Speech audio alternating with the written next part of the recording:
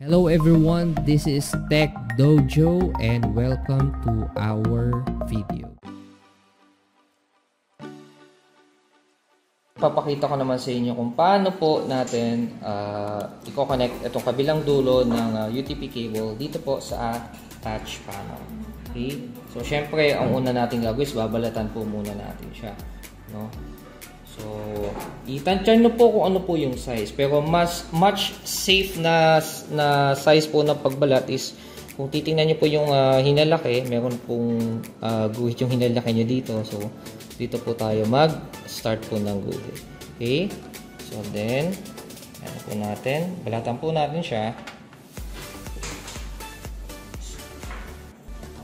Okay, so once na nabalatan na, ihiwalay po natin yung cable po natin.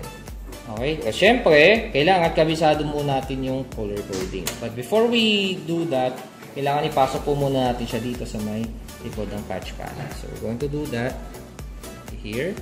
Pasok po natin siya dito. Okay? Tapos, itatapat po natin siya base po dun sa pinaka malapit na na port ng patch panel.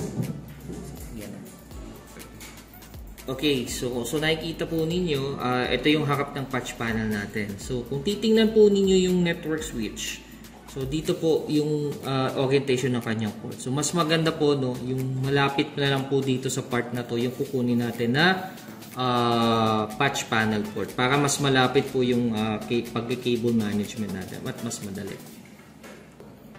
Okay, so kung mapapansin po ninyo ay napasok na po natin yung yung cable dito po sa likod ng patch panel. Okay, so isa pong tip na titingnan po natin. So kung mapapansin po ninyo, yung kabilat at kabilat dulo po ng patch panel, meron yung notch kabilang dulo. So ito po siya. Ito. Yung puti. Ito, itong kulay puti na yan. Okay, tapos meron yung kabila na kulay puti. Hindi ko na matututok ng daliri ko kasi sobrang liit. Ibig sabihin yan, mula doon hanggang dito, ito yung hangganan ng block. So, meron pong 6 na block po ang patch panel po na ito. Okay, so kung sisimulan po natin, ang odd number ay nasa baba, ang even number ay nasa taas. Okay, so yun po yung nating tatandaan. Okay, so kung anin po natin, we're going to use port 13, no, para ilagay po natin yung copper cable dito po sa ating patch panel. Okay, so dito tayo sa block na to gagamit. So again, odd number, so magsimula tayo sa 13. So ano po ba yung color coding niya? So simula po dito tayo sa left side papuntang kanan. Okay, so unahin po muna natin si color white, blue. Okay. So, white, blue po natin. Tapos, si blue.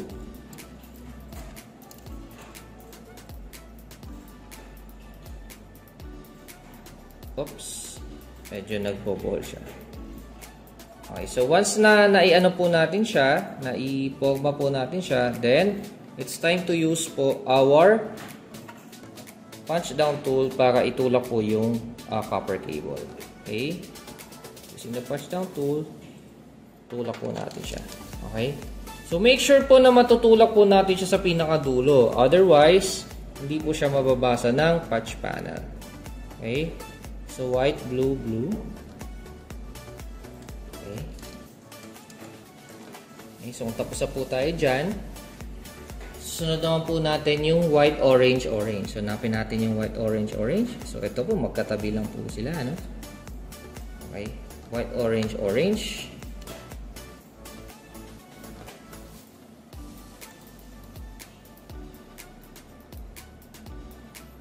So, tapat lang po natin. White, orange. And then, orange. So, pag once na natapat na po natin siya, using punch down tool, okay, push natin.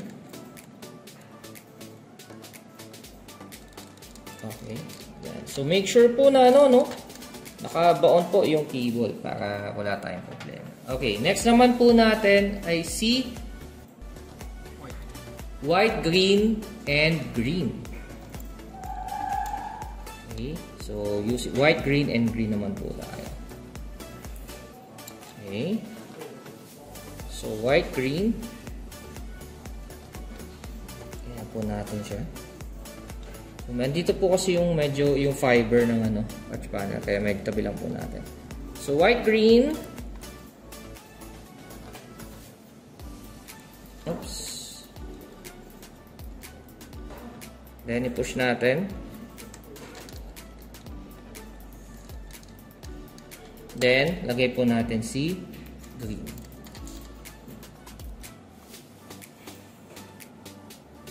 Then push po natin ulit. Okay. Then, ang huli po natin ay si white, brown, and brown. White, brown.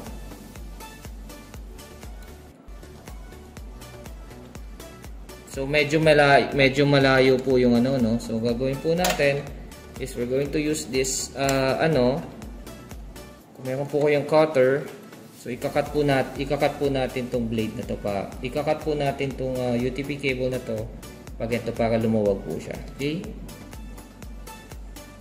So, once na naikat po natin yung yung UTP cable, yung pinaka-outer cover niya. So, lagay na po natin yung last color coding natin, which is white, brown, and brown. So, using punch down tool, push natin. Then, kabila ay push po natin. Okay. So, ngayon, meron na po tayo na gawa na cable sa ating patch panel. Okay. So, susunod po natin is ikakat naman po natin itong mga dulo. Kasi kailangan po yan makat para hindi po pangit tingnan. Okay. So, once na makat na po natin yung mga cable, so ganyan po yung magiging itsura po niya sa likod. Okay, so now, tapos na po tayo sa PC number 1. Okay, so ganyan din ang gagawin po ninyo sa isang PC, sa PC number 2 para magkaroon na po siya ng connection do sa patch panel. Okay, so once na successful po tayo sa pagpapatch natin ng patch panel po dito, okay, so gawin naman po natin yung sa kabila. So, sa tabi lang po niya, no? Mas maganda po para hindi na po kayo lumayo. Okay? So, pag nagawa nyo na po yan, so, testingin naman po natin yung color coding natin kung tama at kung connected po yung mga cables using our network cable tester. If may mga topics po kayo na gustong malaman po at mapag-aralan, please type it in our comment box upang gawan po natin yan ng ating video. Don't forget to like our video, click the subscribe button at notification bell para makareceive kayo ng updates sa ating mga upcoming video. That's all for now and see you in our next video.